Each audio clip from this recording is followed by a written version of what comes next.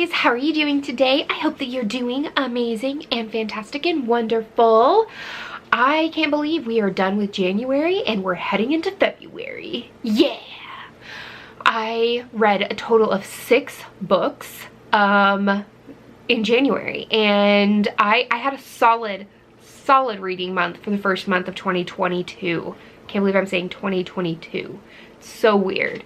But yeah, let's dive into the books that I read for January. I wrote what I thought for 5 out of the 6 books. I haven't finished my thoughts for the 6th book, but let's get started. Now, so for my 6 books, I read 50% on my Kindle, and I listened to 50% on audiobook. So that's sort of the balance there. I only actually physically own 2 of the books that I read for January.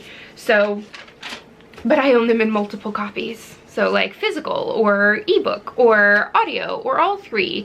I have a problem.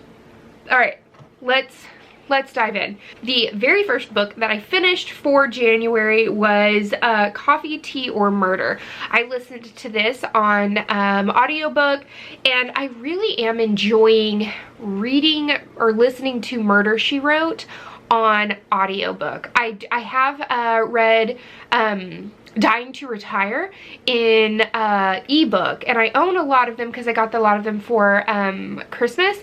But I really love the audiobook narrator. She sounds just like Jessica Fletcher, and so it sort of pulls me into the story even more than if it was just me reading it. In this one, Jess and her friends are given the opportunity to ride in a new airline, and they sort of get a free ticket to go all the way to London to test out the new airplane. They land in London, and Jess's love interest, Scotland Yard Detective George, is there. I enjoyed this one. I gave it a 3.5 stars. I enjoyed this one, but I feel like the murder was really convoluted. It was trying to be a locked door murder, or like a locked room murder, but then wasn't at the same time. I really am enjoying and watching and reading the series, but I wouldn't say that this is my favorite one that I've read so far out of the Murder, She Wrote books. The next book I read was the second in the Chronicles of St. Mary's. I loved this one. The first one that I read was last year in 2020, and it was Just One Damned Thing After Another. I want you guys to think of it as science fiction meets historical fiction. We've got people that are called historians that travel back in time to see important events. So they're not supposed to be really changing the past or anything. They're just really wanting to get the complete history.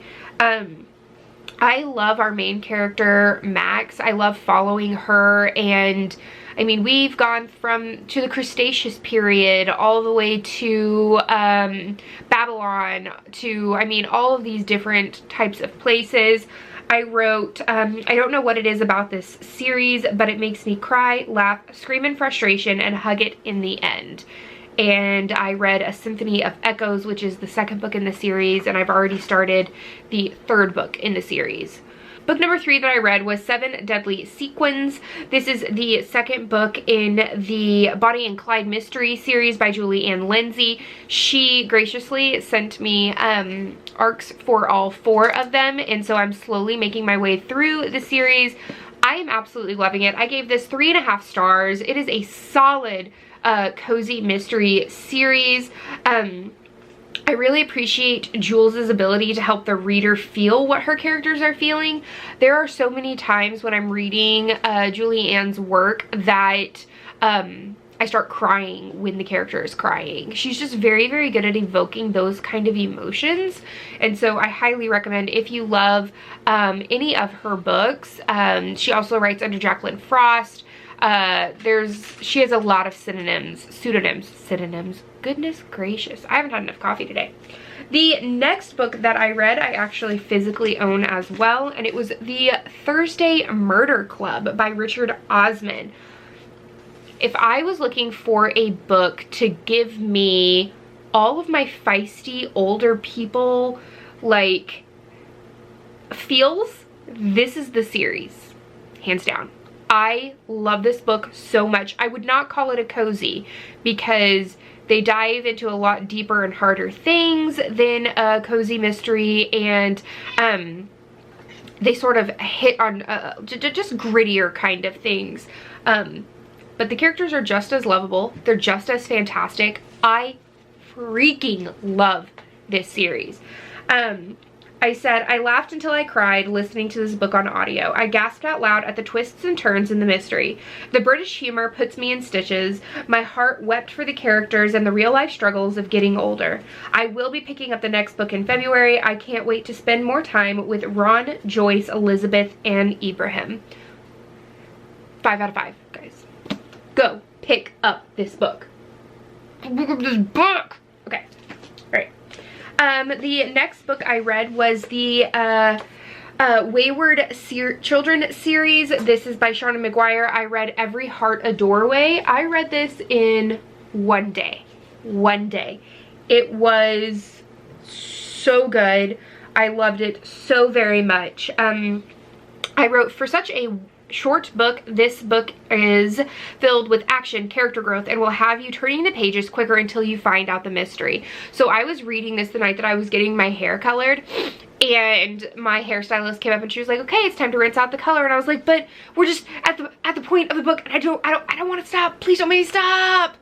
So yeah, that was Every Heart a Doorway by Seanan McGuire. Freaking loved it. It was so good, so good. Okay, the last book that I read, I haven't printed out and put in here yet, but it was a Murder, She Wrote, and I actually really enjoyed it.